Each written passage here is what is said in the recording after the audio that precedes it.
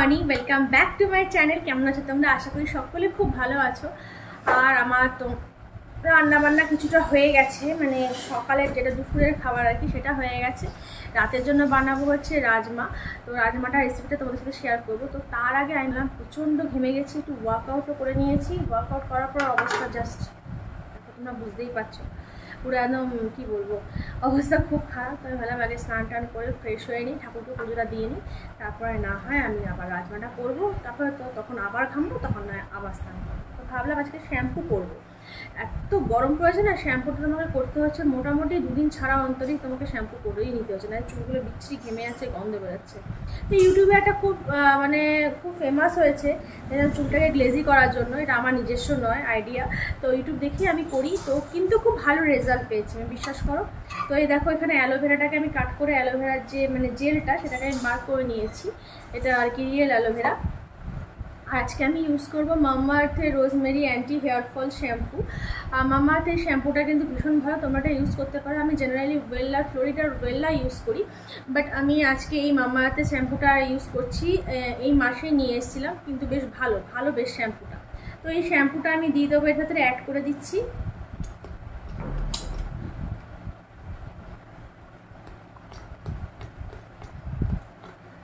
আর এর মধ্যে আমি ইউজ করবো কফি পাউডার।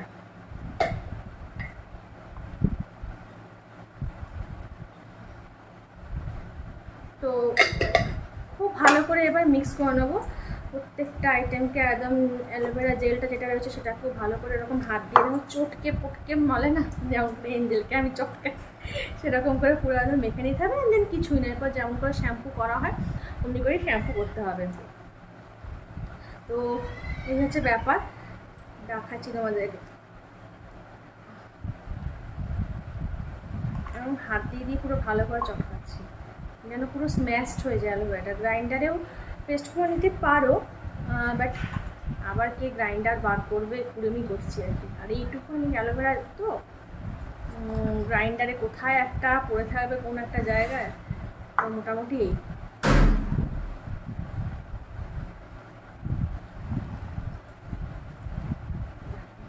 এরকম হবে। তো কেমন লাগে না দেখতে? যাই হোক, এবার শ্যাম্পু করে নেবো, শ্যাম্পু ট্যাম্পু করে পুজো করে নেবো। পুজো করে নিয়ে তারপর তোমাদের সাথে রেসিপিটা শেয়ার করছি।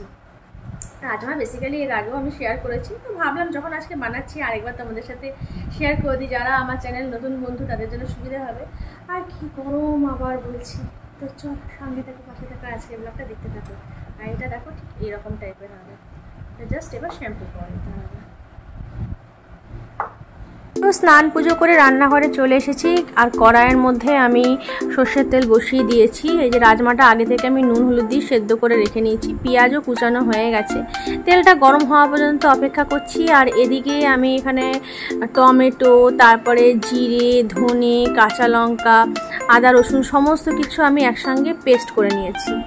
তো তেলটা যখন গরম হয়ে গেছে তখন এর মধ্যে এই যে আমি পেঁয়াজগুলো কাট করে রেখেছি সেই পেঁয়াজটা আমি দিয়ে দিলাম। দিয়ে পেঁয়াজটাকে একটু ভালো করে ফ্রাই করে নেবো গোল্ডেন ব্রাউন করে।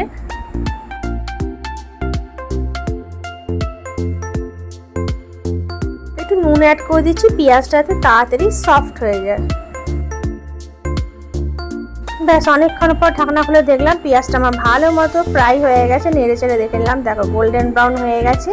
এবং পনিরটা আমি নুন জলে একটুখানি গরম হতে দিয়েছি, তাহলে পনিরটা সফট হয় ভালো। আদা রসুনের পেস্ট অ্যাড করে দিচ্ছি, খুব ভালো করে মিশিয়ে নেবো। মশলা সুন্দর করে মশলাটা কষিয়ে নেবো।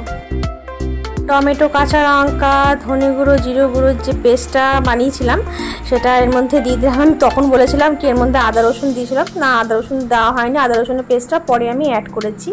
তো এবার খুব ভালো করে মশলাটা কষিয়ে নেবো যাতে মশলার কাঁচা গন্ধটা একদম চলে যায়। একটু হলুদ গুঁড়ো পরিমাণ মতো নিয়ে ওটা অ্যাড করে দিচ্ছি, দিয়ে আবার মশলাটা কষাতে থাকবো। অর্ধোয়া জলটাও দিয়ে দিলাম, দিয়ে খুব সুন্দর করে মশলাটা এবার কষিয়ে নেবো। সুন্দর একটা কালারের জন্য কাশ্মীরি রেড চিলি পাউডার যেটা সেটা দিয়ে দিলাম। দেখো তেল ছেড়ে পুরো বেরিয়ে গেছে। এবার এর মধ্যে আমার কাছে চিকেন মশলা ছিল, চিকেন মশলা অ্যাড করলাম। তোমরা রাজমা মশলাও চাইলে অ্যাড করতে পারো। কষানোর ডান। এর মধ্যে আমি কাট করে রাখা পনিরগুলো অ্যাড করে দেবো। এই পনিরগুলো দিয়ে মশলাটা খুব ভালো করে কষাবো, যেন পনিরগুলোতেও খুব সুন্দরভাবে মশলাগুলো মিক্স হয়ে যায়। দেখো ভালো করে কষাচ্ছি, আর এক হাতে মানে মোবাইল এক হাতে করছি তো একটু নড়ে চড়ে যাচ্ছে, তো তোমাদেরও দেখতে জানি একটু অসুবিধা হবে, জানি অ্যাডজাস্ট তোমরা করে নিতে পারবে। এবারে আমি রাজমা জলটা দিয়ে দিলাম, মানে রাজমাটা দিয়ে দিলাম, সঙ্গে একটু জলও অ্যাড করে দিয়েছি, আর একটুখানি পরিমাণ মতো নুন মিষ্টিটা আমি চেখে দিয়ে দিলাম। দিয়ে এবার ঢাকা চাপা দিয়ে দেবো।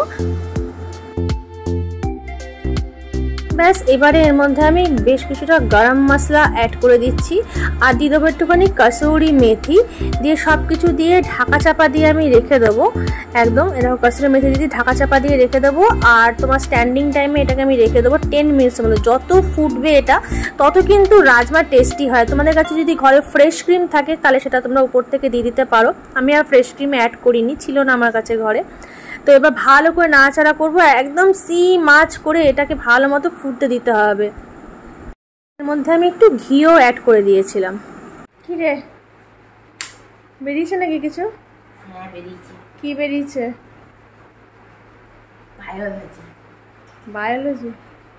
আজকে দুপুরের লাঞ্চ মেনু হচ্ছে ভেন্ডি পোস্ত, আর হচ্ছে এই ঝিঙে দিয়ে পাতলা মাছের ঝোল। যাবি না? উপায় যাবি না? কেমন নাক দেখে ঘুমোচ্ছে দেখো বাচ্চাটা। এ বাচ্চা, বাচ্চা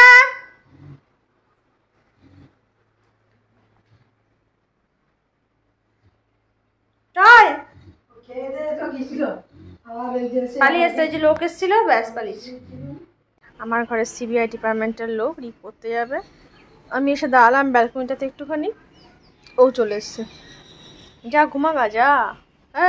এঞ্জেল দেখছে, দেখো মাথা বার করে দেখছে। র্যাপিডো বুক করেছে রিক, এখনো আসেনি। গাছের ফুলগুলো দেখাই, ব্যালকনিতে যখন এসেছি কত নয়নতারা হয়েছে দেখো।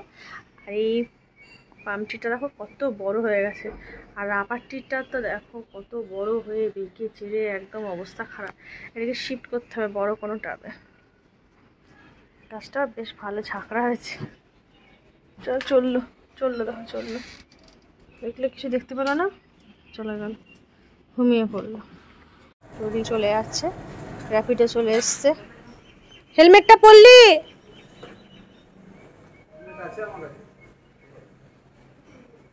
হেলমেটটা নিয়ে যাবো, ওখান থেকে কত লাগবে?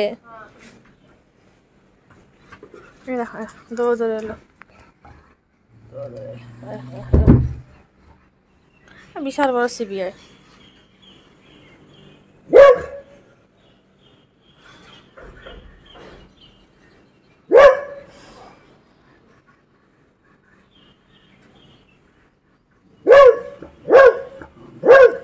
এই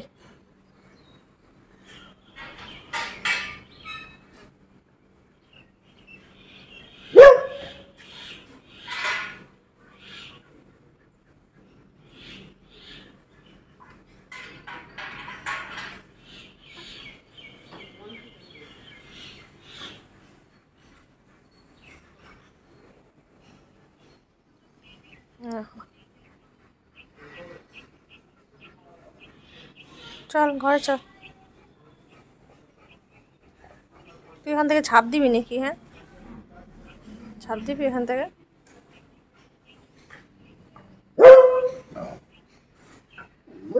ঝগড়ুটি মহিলা দেখো, সারাদিন ঝগড়া। হ্যাঁ শোনাই,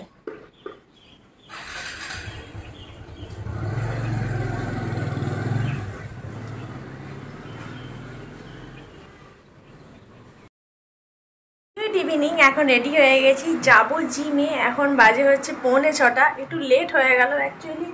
ঘুমিয়ে গেছিলাম, রিক পড়তে গেল তো 4টে বাজে, তারপর ধরো শুয়েছি, ঘুমিয়ে গেছি।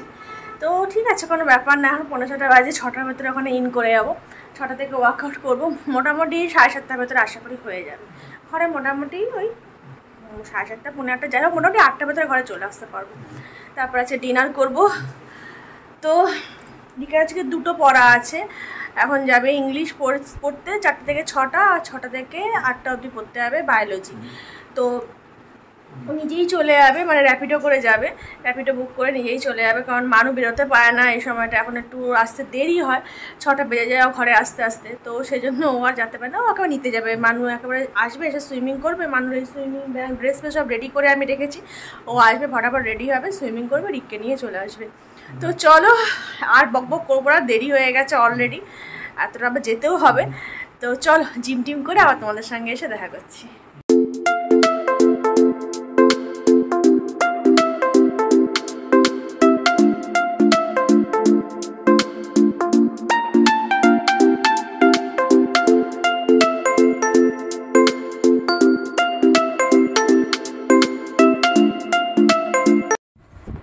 আমাদের রাত্রেবেলাতে ডিনার এই যে হচ্ছে, সোনামাকে এখন খাই দিতে হয় ডগ ফুডটা, কিন্তু মানুষের যে খাবারগুলো সেগুলো সে নিজে খায়, মানে চিকেন ভাতটা সে নিজে খেয়ে নেয়, কিন্তু ডগ ফুডটাকে যখনই খাওয়ানো হয় তখন তাকে খাই দিতে হয়। এগুলো এটা এখন নতুন একটা মানে ওর বায়নাবাজি শুরু হচ্ছে, ও যদি না খাই দিলে উনি খাবেন না। তো আমাদের রাতের ডিনার সবাই করছে, আমি তো আগেই করে নিয়েছি জিম থেকে এসে, আর রাজমাটা কিন্তু খুব ভালো হয়েছে, তো নিজেই নিজে রিভিউ দিয়ে দিলাম। তো চলো আজকের ব্লগটা এখানেই শেষ করছি, যদি ভালো লেগে থাকে লাইক কমেন্ট সাবস্ক্রাইব আমার চ্যানেল, যারা এখন সাবস্ক্রাইব করেনি tata bye bye, good night sweetie, love you all, সবাই ভালো থেকো সুস্থ থেকো।